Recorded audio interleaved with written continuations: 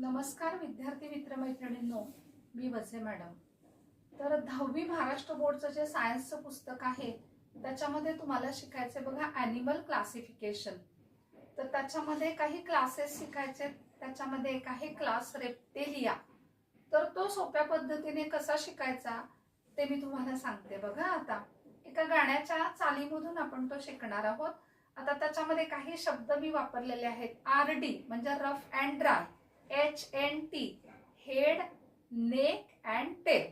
बघा आता तो कसा शिकायचा। सत्वर पाव ग मला, सत्वर पाव ग मला, भवानी आई रोडगाव आहेन तुला, भवानी आई रोडगाव आहेन तुला। सत्वर पाव ग मला, सत्वर पाव ग मला, भवानी आई रोडगाव आहेन तुला, भवानी आई रोडगाव आहेन तुला।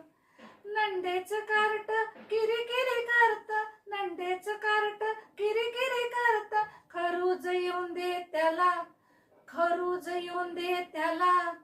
Cold blooded terrestrial, cold blooded terrestrial, unisexual oviparous, unisexual ओव्हीपॅरस।